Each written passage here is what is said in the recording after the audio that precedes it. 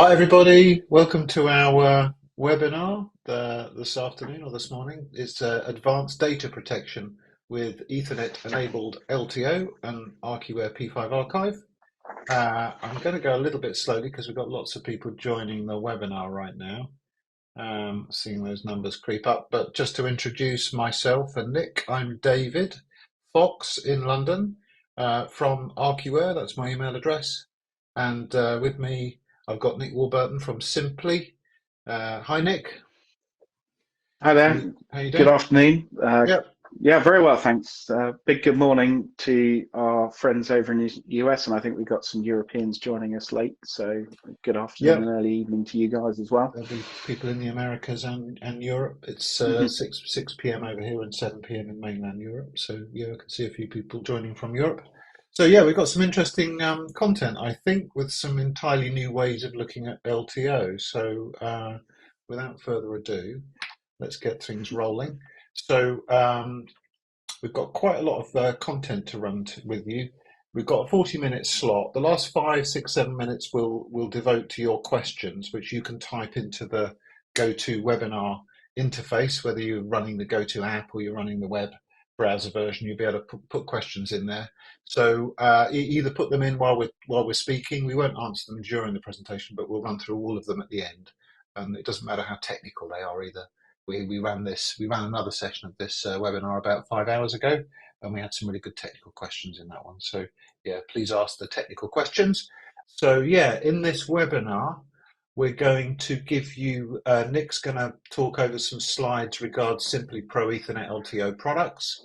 I'm going to introduce the Archiware P5 Archive product, particularly in the context of what makes it different. The way that it works is different when you can put your LTO devices on the Ethernet network. Then we've got a live demo of connecting up the LTO hardware via Ethernet on Windows and Mac, plus a demo of actually archiving some stuff to LTO using P5, so you can see how fast it goes, etc. And then we'll wrap up and do those run through those questions. Thanks very much, David. Thanks again for everyone taking the time to join us. I'm just going to start by introducing a little bit about Symply for those guys that are maybe not familiar with the brand. Founded in 2016 with really the philosophy of designing better workflow solutions and storage solutions, primarily targeted at the media and entertainment market. Since 2016, we've grown a lot. We now cover other verticals as well. Anyone really that's in needs that kind of, dare I say it, big data, the high capacity storage, archive, high throughputs. But with regards to media and entertainment, our portfolio really covers kind of anything from data ingest through the kind of production post environment with VFX. And then we also have solutions for delivery and ultimately archive, which is what we're going to be focusing quite a lot today. And technologies that we use for this include RAID and LTO, cloud, on-prem object storage, and also shared storage appliances as well. So I don't want to dwell too much on it, but on the next slide, what we'll see is just a snapshot of our kind of product portfolio as it is. For those of you familiar with the brand, you'll know that we launched our Symply first product line just over 2 years ago, which encompassed disk, tape, and cloud solutions. So from a disk point of view, we had Symply Spark, which is our high-performance desktop Thunderbolt 3 shuttle RAID. It's fully user serviceable, so you can service the hard disks, but also the fans and power supplies. It sets itself away a little bit from the competition in that kind of total sort of user serviceability. So customers can be their own repair centers if they're off and about, but maybe, on set or remote locations. SymplyPRO, which is our tape-based backup and archive solution. And LTO for us is, we've been involved with LTO for a really long time. And as David's going to talk about later, it's an essential part of that sort of 3-2-1 data protection strategy. So it fits at the start of the workflow, for your backups and also archiving the kind of finished projects at the end. Also, as part of the Symply First portfolio was our public cloud service Nebula, which offers cost predictability, its performance. So we don't have any egress charges, ingress charges. You've got a fixed price per terabyte for the length of your contract, so you know where you stand. Subsequently to that, we launched Periphery last year, which is our scale-out private cloud storage. So we do see a lot of people that aren't necessarily happy with that public cloud model, that reoccurring revenue that's associated with it. And maybe they've got concerns about governance, where that data sits, and local performance. And for that reason, we have our kind of private cloud offering, which you own on-prem. You control the cost, capacity, and the performance of that. And then a few months back, we launched Symply Workspace XE, which is our shared storage appliance. That started out, the first one we launched was our 8-bay desktop, so 8 hard drives in a desktop form factor, portable, 25 gig Ethernet connected. But also, if you've seen the press wires, we have just recently announced at NAB New York, we announced a new 24-bay and 60-bay, again with 25 gig and actually 100 gig connectivity. So they're SAN in the boxes, so you're keeping that high performance storage, but getting the advantage of Ethernet and block connectivity over Ethernet. But as I said, we're going to focus on SymplyPRO, and I'm going to start talking about why SymplyPRO LTO is a little bit different from other competitors on the market. So first thing it's fair to say is we have the most extensive range of desktop and rack mount standalone LTO solutions on the market. And now we've added 10 gigabit Ethernet into those. So what I'm going to show you in the next slide is what makes SymplyPRO a little bit different from their competition. At the moment, those of you that are familiar with the range will know that we have both desktop and rack mount solutions, pretty standard, dual half height drives or dual full height drives. For those of you not familiar with the different technologies, a full height drive, as the name suggests, it's a larger form factor, and that brings two things. One, it brings a higher performance, so you get 400 megabytes a second native or uncompressed performance versus 300 megabytes that you would get on a half height drive from an LTO 7, 8, or 9. The full height drives also bring a higher reliability. To give you an idea of that, a half height drive has a very respectable load-unload cycle count of 80,000, which is a lot. But to put it in context, a full height drive is rated for 300,000 loads and unloads. So it's a much more robust mechanism. So we have the choice of both in our product line. As you can see from the diagrams here, both on our desktop and rack mount systems, anything with a Thunderbolt 3 interface also has a SAS connector on it. It has a SAS in connector. So you can connect these devices either to a Thunderbolt host or a SAS host. So I like to refer to them as the kind of Swiss Army knife of LTA technology. What you'll also see labeled up is a SAS expansion port, which means you can connect a third party or one of our SAS devices. So SAS RAID, SAS LTO can be connected to a Pro device, and that will bridge that SAS device over Thunderbolt to your Windows or Mac desktop. What you won't see is any of these enclosures anywhere else. They're designed for us. We designed them ourselves in-house in Cambridge, and they're manufactured for us. So they're all metal design. We try not to use plastic whenever we can. Much easier to recycle, better for cooling, and we only use for premium fans and premium internal power supplies. So there's a lot of design work gone into the chassis that sets them apart from other LTA solutions. And we also offer, as you'll see in the next slide, Symply cableless. So all our dual drive desktop and rack mount systems don't have any internal SAS cabling. So we've created our own backplane, and the LTO drives sit in a caddy which connects directly to the backplane. So it's as simple as you can see here, a couple of thumb screws on the drive, and you just undo those. You can remove the drive, swap them around. So you can mix and match drive technologies within a single case. We have rugged transport case options, so you can put those LTO drives in a transport case. And it's also worth mentioning that we're a direct partner with IBM. And then that again sets us apart from other Thunderbolt vendors in the market. We're the only one that has a direct relationship with IBM, so we purchase from IBM.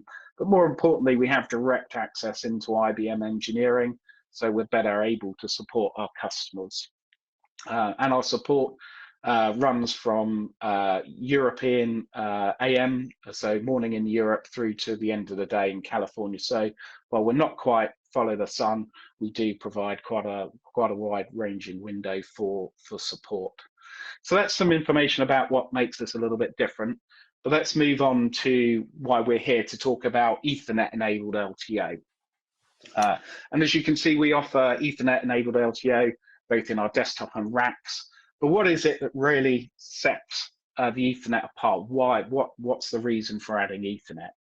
Well, the key is disaggregating the LTO storage from the computer, which means we're separating out the LTO storage from the computer. There's no longer needs to be a direct link between them. The drives sit on a network. So that can help reduce the cost of server hardware, less CPUs or RAMs, or maybe even less computer hardware in itself. You may even need less LTO hardware to achieve what you want to do. And potentially it could even save you costs in the, dare I say it, in the Archiware software licensing that you might need to drive the setup that you have. It means also that you can install the Archiware P5 software, as David will talk about later, on systems that aren't servers. So you could install it on a QNAP or Synology NAS and have that over Ethernet target the LTO drive. So it just opens up, more configuration options to better share, manage, as well as aggregate the performance of your LTO drives. So this should save you a lot of time and effort, especially if you're sharing devices within a studio or post-production environment. You don't have to kind of pick up a drive and move it between different workstations. It can all sit on the same 10 gigabit Ethernet backbone. But it also provides advantages in performance. So we say we're up to about 20% faster than SAS and Thunderbird LTO. So how do we do that? Because after all, LTO is LTO, I hear you cry.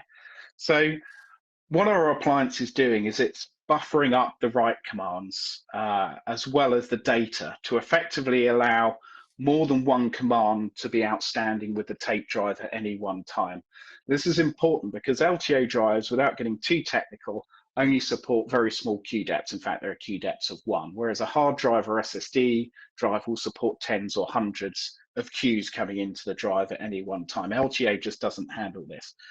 So being able to buffer up the commands and data results in a host system that can issue new write commands to the LTO drive in faster succession than it's possible to do either with a SAS or Thunderbolt connection.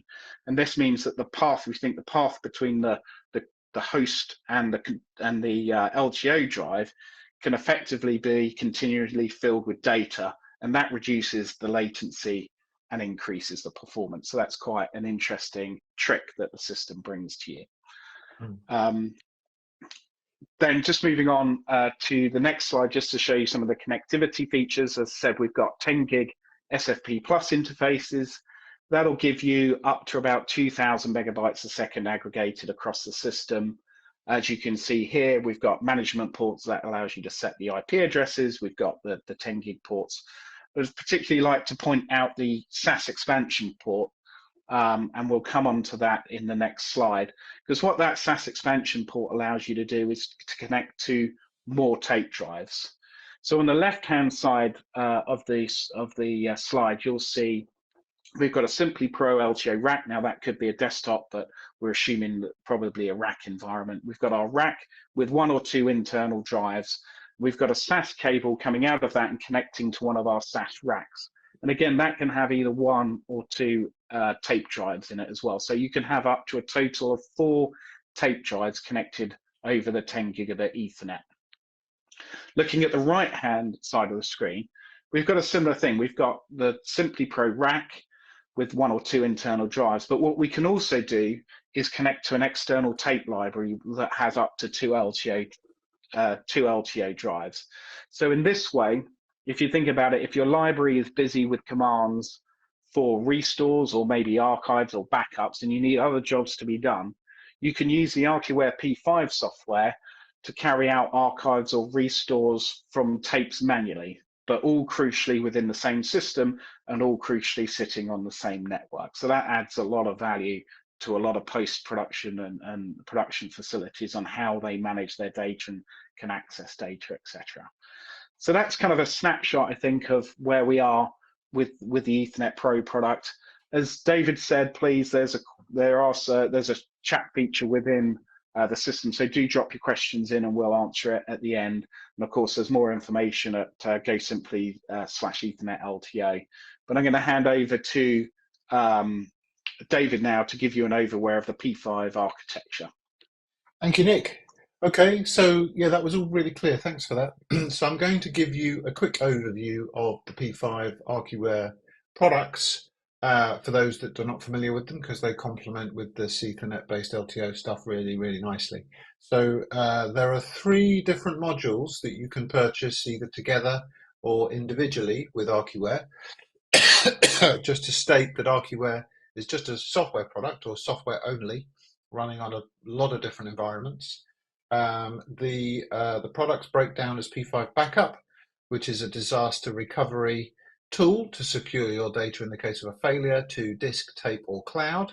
Then we have P5 Archive, which is particularly applicable in the media and entertainment space because it has like a MAM database and it can write redundant. It can write data that no longer needs to be on production storage off to cold storage, which is typically LTO or cloud. And then we have P5 Synchronize over here on the right-hand side, which is a host-to-host, disk-to-disk replicator. So it replicates files and folders between 2 different systems on a scheduled basis and then update that copy every day, every hour, how frequently do you need it to. So we're running on all of the usual operating systems, Windows, Mac, Linux, FreeBSD. Even we have clients for pulling data off of Solaris systems. And then we're running on NAS systems too. So QNAP, Synology, Netgear, TrueNAS. We're in the stores for all of those devices. We can also be containerized, which allows us to run in lots of different environments where we're not able to take over the whole OS, but we can sit there within storage appliances in a container. So we're doing that on quite a lot of other vendors' pieces of hardware.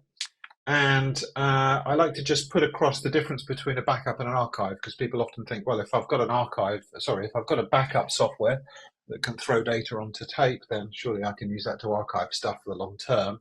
But we have 2 different workflows. So we say, no, don't do that, because a backup is a copy of your data, because you're copying it so that you have a copy that you can recover if you have a failure. Whereas archive is moving data. So with an archive, we're taking stuff off of that production storage, putting it onto tape so we can keep it long term, but also so we can fairly easily pull it back to the production storage if we need to repurpose a piece of work. A backup is just for disaster recovery, really, and it runs against all of the data that you have on your production storage every day, whereas an archive, you're selecting the data that you want to archive because these are projects that you know have completed, or maybe you just started a project, there's a huge amount of rushes and footage coming onto your storage, and you want to commit that to tape as a one-off archive so you know whatever else happens, you've got a copy of that, you've got a snapshot of that footage. Everybody needs at least 2 backups. So if you've only got one, think about getting another one, because if your storage fails or you have a fire and one of your backups doesn't work, you still need to have something that you can go to get your data back. A lot of our customers will maybe have an on-prem LTO backup, and then we'll also have a cloud backup as a sort of last resort to the cheapest cloud storage that you can buy. So media and broadcast companies, they generally need an archive because they create media files, and these will just fill up your storage over time if you don't have some kind of structured way to deal with them. And a structured way to deal with them typically isn't buying USB drives off of Amazon for $40 because they're not reliable beyond 6, 7, 8, 9, 10 years. People sort of have a lump in their stomachs if they're turning on a hard drive that they haven't turned on for 5 years. Sometimes the bearings don't work. They're complex mechanical devices, and tapes are not. Tapes are very simple. It's difficult to store your archive data redundantly just on hard drives. They're usually on site and not taken off site. You can't easily search them. So if you've got some project, you may have to plug in 15 drives before you find what you're looking for. And generally speaking, it's not a professional solution. And we're here to give you a professional archive solution. So with P5 Archive and Backup, you can write to disk, you can write to cloud storage, and Symply have both their Periphery and Nebula products to give you on-premise S3 object storage and then cloud-based public cloud S3 storage. And of course, Archiware supports tape, which is our focus today, both drives and tape libraries, as we talked about a moment ago, with a particular focus with Symply on an amazing range of standalone and rack-mounted drives. So what does P5 Archive do? We're going to focus in on P5 Archive for the remainder of this talk. So what P5 Archive does, and I've kind of put together a bit of an explainer here, is that it contains a MAM database. So stuff that's going offline with P5, it's all indexed in a media asset management interface, whereby a given file, a media file that you've archived, we know on which LTO tape. So over here, we've got a P5 storage pool. We've got some number of LTO tapes. And remember that LTO 9 are 18 terabytes of uncompressed capacity per cartridge. And our MAM knows for every file, it knows which tape it's been stored on, or tapes, because you might redundantly write to 2 tapes, and it knows exactly where it is on that tape. So the way that you work with P5 after you've archived your media data is you go into this MAM, you can browse and see files and watch previews and see thumbnails and identify what it is that's offline that you want to pull back online, and then P5 will drive the tape hardware, tell you which tapes are needed to recover that data. So with P5, the index is very much integral to the way that the archive works. So the P5 installation maintains this index, and this sits with the tapes that you've written. 2 things go together. We have the index, and then we have the number of tapes that you've written over the years. And obviously these archives will grow over decades. You'll use different types of tapes as they get bigger and faster over time. And we also provide the ability to migrate data on those older tapes to the newer, bigger, faster tapes. So you're not holding on to the older tech. So simplest installation of P5 running on a host with a Symply LTO drive is pretty much the same as it would have been with SAS or fiber channel. You can just use an Ethernet cable, go to a transceiver, use copper Ethernet and get 2 times 10 gigabits worth of speed. So that's all well and good, but it's a bit different when you're looking to see how P5 might be made more flexible as a result of being able to connect your tape drive to the Ethernet network. So in this diagram, this is kind of the old traditional way of doing things, is that you would have a P5 server connected up to the tape hardware with SAS or Thunderbolt cables. That would all sit together. Maybe this is rack mounted, so maybe it's in a server room. And then over out here in the edit suites or wherever it is, you've got these archive users that are accessing P5 in their browser. So something important to mention is that P5 is all configured in a web browser interface. So you're getting the P5 MAM interface up on your workstation just using a web browser, and then having P5 access those tapes, writing data to tapes from your shared storage or pulling data back. So with the ability to connect that tape to Ethernet, we can take the tape drive away from the server room or the P5 server, and we can pull it out onto the where those workstations are being used. It can plug into the same Ethernet fabric and thereby be sitting next to the person that's using it, so they can pop the tapes in and pull the tapes out without having to run around back to wherever the server's located. So this is immediately making this workflow more flexible, more kind of human focused, because you can site the LTO hardware wherever it makes sense for that to go for ease of access. So in this diagram, we are taking that step further. So now we've got 2 P5 hosts, or at least 2 pieces of software that want to access the tape hardware, because it might not just be P5, there might be other tools that you want to use. And you can easily use the iSCSI negotiator, which is the thing that runs in your operating system that allows you to connect to these drives. You can configure that so one host has access to one drive in the Symply enclosure and another host has access to the other drive. In fact, we'll show you that in a moment in our demo. So you have this flexibility that you can just have hosts connecting to these tape drives in a virtual way, purely by running software and connecting up and having access to the right Ethernet IP network to get to those tape drives. Final slide on P5 before we go into our demo. This is what P5 looks like, and I'll show you this in a moment. This is the MAM database of a bunch of AVI movie files that have been committed to tape as an archive. And within this interface, you can browse down a folder path that matches the one that you were familiar with from your storage. You can see the files that have been archived. You can see thumbnails. You can play back movie proxy of all or part of the file. And you can also view metadata that we've captured from the media files. So all of this becomes available for everything that you've archived to LTO or to cloud to make it really easy for non-technical users to browse the archive and pull stuff back when needed. So we're going to show you this stuff. Our little demo is going to involve having a Windows machine. And I'm missing an Ethernet line over here that I've accidentally deleted, but everything is connected to the Ethernet, including the tape hardware. Tape hardware has a couple of IP addresses through which we can connect to it. So we're using one IP on the Windows host and a different IP on the Mac, and we're using the SCSI negotiator tool in order to connect up. So let's just switch over to my team viewer where I've got remote access to a couple of hosts in Cambridge. And first of all, we're going to look at the Windows host. So Nick, do you want to just run through the iSCSI? I'm calling it negotiator, but maybe I should be saying initiator, or maybe both is acceptable. Indeed. Yeah. It's an initiator, yeah. So as David's already alluded to, the Ethernet appliance connects over iSCSI, Internet SCSI. So this is extremely simple to do. Both Windows and Linux have inbuilt Windows does have an inbuilt iSCSI initiator, and most of the Linux kernels have all the various flavors of Linux do as well. I'm going to show you this on the Windows platform just for keeping it super simple. So it's just a properties windows within a window tab within Windows. We can see here, in this case, we're targeting our IP address of 192.168.40.1.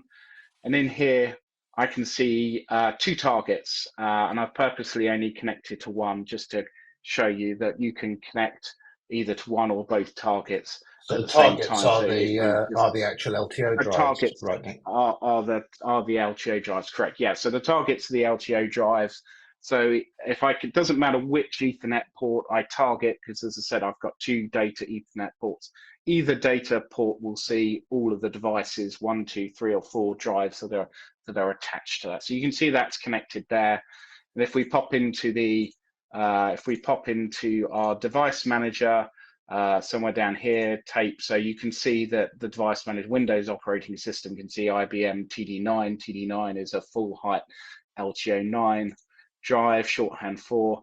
And then if we pop into our archive within Archiware, we can see here that we're connected to, we've got one tape drive showing and available to use, and the serial number ends sort of 306. And here, just to recap, we're connected to the iSCSI initiator, which target ends 13.3, just for example. So if we move over to the Mac Before we do, screen. Nick, I just wanted to add that the Sure. reason for having two Ethernet interfaces on the LTO device is that it gives you a total of 20 gigabits worth of bandwidth, which you would need if you've got two drives or maybe even four drives connected. Yeah, you would certainly need it to go beyond kind of 3. The two drives would be fine over gigabit, 10 gigabit, sorry. But yes, for anything more than two drives, you would definitely need the second port connected. But having two ports connected for one or two drive also brings advantages for multipathing. So the iSCSI initiators and Windows and Mac Linux, they'll automatically multipath, so they'll send data over both parts. So for SFP cable or what have you fails, port switch, then you've got some redundancy within the network as well. Yes.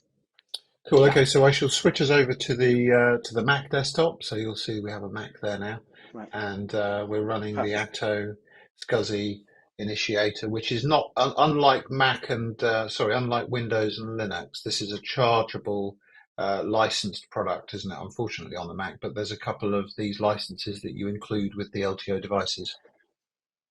Yes, absolutely. So there are a couple of iSCSI initiators available on the Mac. I think Atto, we're a long-standing Atto partner. You know, I think they offer some of the best support in the industry. So we select Atto to go along with the appliance, and we, as you said, David, we bundle in two licenses. with each appliance. So plenty to get up and running with. And if you need additional licenses, they can be purchased through Symply or through any kind of regular ATO channel that there is across the world. You can see here, I'm just running the initiator. You can see here that I've got initiator connected, and the status, I'm connected here, and I can even see the LUN, so I can see the serial number of the tape drive. And if you notice here, we're connecting to that target of 13 ending 13.2, so that's the second tape drive, if you will. Yeah. If I wanted to connect to the other tape drive, it's actually really simple. I can just type in the IP address of the data port that I'm connecting to. And if the gods of demo are happy, which they are, I can see this other drive. So this is this other drive. If you remember back to the Windows iSCSI initiator, that was 13.3. So that's the other drive here. So I can quickly just add that. And now that drive is here. I can select to make it visible.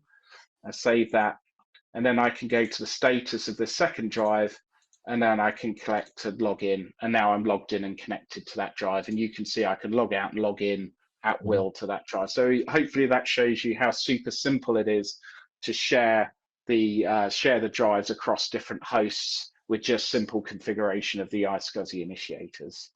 Yeah, absolutely. Yeah. Okay, so with that and with us now connected up to one of these drives, let's have a quick look at P5. So let's just refresh this because we might need to log in again. And what we'll do in here is we'll archive some data to the LTO drive. First of all, I'll give you a little spin round of the web interface. So that's what we're looking at here, P5's web interface. It's the archive tab at the top that we're interested in. Through here, step one would be to add the tape drive, which we already did. So you can see the drive listed here. There's a full height drive and the serial number of the drive, so all the same stuff that matches up with what we saw earlier. You then create a storage pool in P5. So a pool is like I showed you in the earlier slide with the box around lots of tapes. It's a single object that you throw your data at, and then there can be as many LTO tapes in that pool, each giving you 18 terabytes worth of capacity. So you see we've got one tape in this pool giving us approximately 18 terabytes. There's already a little job that's run to it. And then within the pool, we've got one tape. That's the tape that's currently in the drive. We label the tape so we know which one it is. And if you've got 100 tapes, they would show up in this list so you can manage them. Then we create an archive plan, which is our archive workflow, which actually does the work. So the archive plan needs to know which storage pool we're using, which is this one, and it needs to know which index we're going to be writing to. The index is like the MAM database, and then you can configure stuff like automatically archiving a list of folders on your storage on a schedule, so you can have hot folders that you throw work into and it gets archived. You can then configure previews for both moving images, and static images, so that the MAM can show proxies and thumbnails of files that have been archived. And we can even import metadata. We've not configured that in this demo, but we can import metadata from the media files. So you can also search on capture dates and codecs, or anything that we can ingest technical information from files. So the archive plan is just a couple of seconds really to set up, to specify the index and the storage pool. And that allows us to then, in the case of what we're showing you now, we'll just manually browse this Spark demo storage, which you can see mounted on the desktop here, which is quite a fast disk-based RAIDed storage, which can actually provide data very quickly to the LTO drive. And then we can choose a folder that we want to archive. So I'm going to just drill into this clips folder here and choose a folder to archive. This one here has got a bunch of MOV files, so let's archive that one, and we'll be able to see the speed at which it's archived. So what I do here is I add this to my archive selection, and I can add additional folders or files in here as much as I want to archive in this particular run. I then hit the archive button and hit the start button, making sure I've got the right storage pool selected. And P5 will then go to the tape drive, so that I can open this window here, which allows me to monitor the running job. And you'll see the information in the middle relating to what's actually happening. So you can see that we are loading the tape. We will read the header on the tape to make sure it's the one that we're expecting it to be. And then we will wind the tape out to the end of the data on that tape. So there's about 20 gig on that tape already. So we'll need to wind out past that 20 gig so we can start adding more data to the end of the tape. And once that starts writing, we've just got this window here showing us our network speed. So you'll be able to see in a couple of ways via P5 and also via the operating system here how fast data is being passed out onto the network to that tape drive. And any second now that will start writing. And yeah, we've been quite impressed in our tests that we're getting a little bit over 400 megabytes a second out to this full height LTO 9 drive. The media files that we're archiving are already compressed. So in most cases with media and entertainment people using LTO, the drive will try and do compression in hardware of the incoming data, but because these files are already compressed, there's no further compression to be had. But you can see they're fairly consistent 400 megabytes a second on our data sent, and similar figures shown in here. So P5 tells us which file it's currently saving, an average speed that it's achieved so far, and then an instantaneous speed at the bottom there, where it gives us 398.5 megabytes per second right now. So yeah, everything in P5 with this drive works exactly as everybody is familiar with. You can have two drives running simultaneously so that you can do what we call cloning in P5, where we're writing the same data to two tapes to give you kind of instant redundancy, and then you could take one tape offside. So yeah, that's all good. So whilst that's running, I'll just leave that going. Once you've archived some data to tape, then in order to see what you've got and maybe recover something, we go to the Restore tab, and then we will browse our MAM database, which consists initially of a list of, a folder listing, so we can drill down into the familiar path where we archive from, or we could be searching.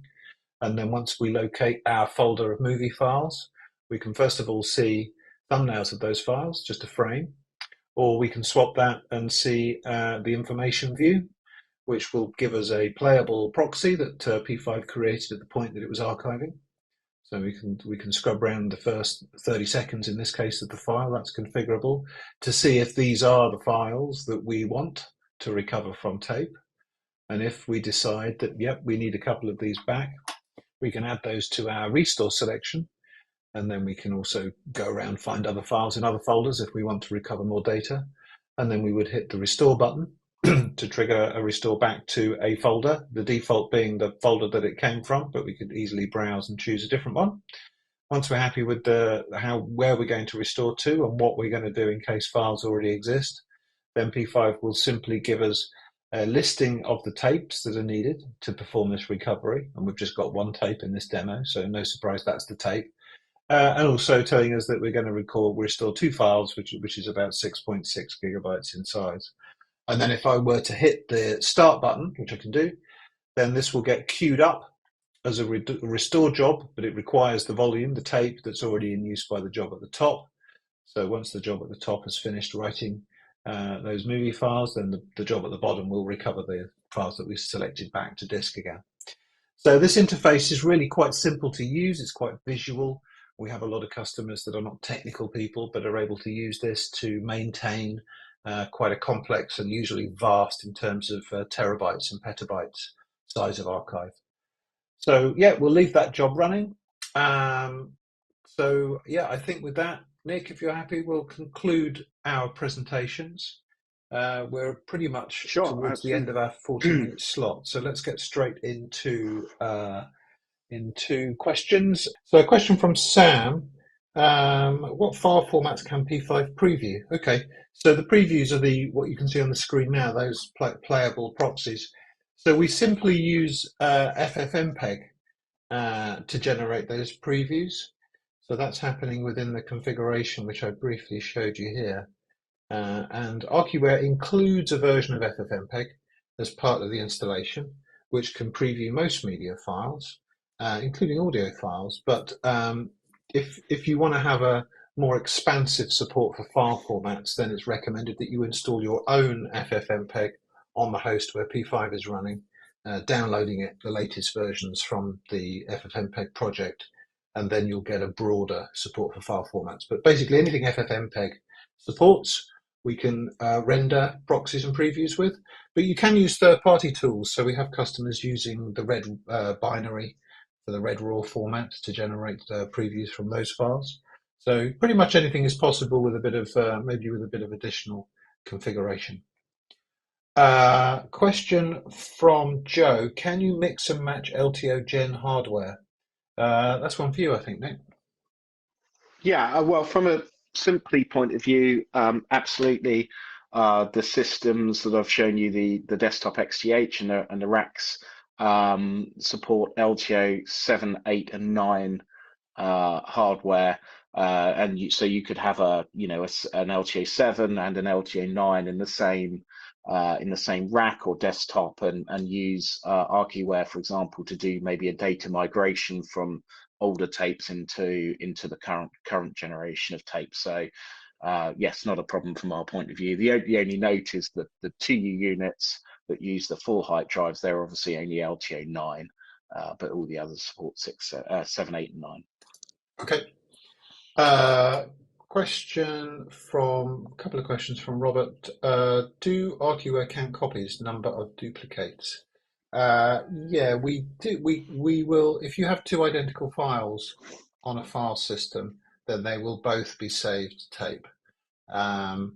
There's an upcoming new version of P5 where if you have a file and archive it on a Monday, and then move that file to a different location or even different piece of storage on Tuesday, we will be able to tell that that's the same file via checksums and not archive it a second time if it moves. But if we start out with identical files, we don't deduplicate in that sense. And that goes for both backup and archive. So hopefully that answers that question. I'm just trying to work out how to remove the questions I've answered, because GoToWebinar have made things different. That's done. Phil asks, can you have the LTO drives on a network that's remote to the host that's driving them? Nick, I guess that's down to the speed, really, is it? Yeah. Yeah, it is. I mean, you would want, I think, as your diagram showed slightly earlier on, is that you really want the P5 instance and the Symply hardware on a 10 gig backbone. You would need that 10 gig performance to be able to drive the tape drives. It wouldn't be any good on a gigabit network. But yes, no, the unit is Ethernet, so it can sit on any network in effect. So either that be local or remote. So it's Yeah, at the end of the effectively day, it's built. just packets going over the IP Yeah, network, encapsulating yeah. the SCSI protocol. Yeah. Yeah, the hardware is originally designed for kind of data center applications, so it's absolutely more than capable of sitting on the main networks. Yeah. Michael's asking, good question. So, does every Mac client need an iSCSI initiator if he wants to have access? Strictly speaking, no. So it's just the hosts where P5 is running that need to have the iSCSI initiator installed. So it's where that host is going to directly be accessing the tape hardware. If you're just wanting to be able to browse Archiware's MAM, choose files to archive, restore files back to storage, then that doesn't require that you have the iSCSI negotiator, because it's just running.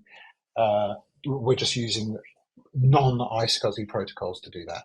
So it's just the P5 server that would need the iSCSI negotiator. And then a follow-up question from Michael: how many LTO drives can be accessed at the same time from one P5 unit? Something like 256. So way beyond the number of drives that anybody can afford. So that's not any limit. So we've plenty of customers running 6, 8 drives and having multiple It jobs does running at the depend same whether time. you're CERN or the sun, but Yes, yeah, if you're in general. CERN, then yeah, then maybe you have the budget to buy 200 plus LTO drives as well. Uh, Good question. Timo asks, question to the Symply project: is it possible to expand with any tape library, e.g. from Qualstar or Overland, via the SAS expansion port? Good question. Yeah, absolutely. It's agnostic to tape drives, yeah, and probably worth mentioning that the products probably early in the sort of January timeframe, we're going to have a kind of an appliance bridge only specification, so one that doesn't have any tape hardware internally, so it's just designed to support tape library. So that could have up to 4 drives in connected on a tape library, but obviously no drives internally. So there'll be a couple of different options Yeah. rolling on in the new year. Yeah. So it's just the same as if you have a SAS port or a SAS card directly in your Yes, computer once you've got the indeed. Yeah. iSCSI software running. Final question, I think, from Robert. Can you add metadata to files, brackets, size, format, codec, custom, etc.? We can read metadata out of media files and put them in this interface. Let me just click back to it so that when you're searching archive data, you're able to search on metadata fields as well as the name and the date and so on. So we can read those types of metadata fields like, sorry, I'm just switching back to the window with your question in it, like size, like codec, etc. We can read those out of the files that you're archiving and make them searchable. We can't add metadata back into the files. So we don't modify the media files that we're archiving and restoring by adding metadata into them. That would be something for a traditional MAM that manages your online content rather than your offline content. Okay, so that takes us a little bit over time, but we had a good lot of questions. So just to wrap up, let's put our cameras back on, Nick, if you're able to, just to close things off. Hello again. So yeah, that was all. That was all really interesting from my side. Yeah, is there anything else that you think we should mention, Nick, or shall we wrap up? No, I think there were some really good questions which sort of covered everything off. I think the key point from our side is that enabling providing the Ethernet interface sort of provides that flexibility to a company to as I said, disaggregate that, so break out that connection between the tape drive and the server, and just generally make it more flexible to kind of save sort of cost and time going forward. And certainly the combination with P5 and we have a lot of interest with that with the MAM mini MAM kind of function. I think that's a great function for media and entertainment workflows. Great. Okay, well, I'm happy with that. So apologies that we've gone a bit over time, Yep. but quite a bit to cover. So yeah, as always, Yep. thanks ever so much for attending and watching. Yes. YouTube video will be sent to you, plus some other information. We're really happy. Follow up with us via email and so on. If you've got anything else that you want to ask us, or if you want to buy everything, just contact us and we'll sell. Okay, cheers everybody. Bye for now. Great. Thanks, Appreciate Nick. everyone's time. Bye. Bye.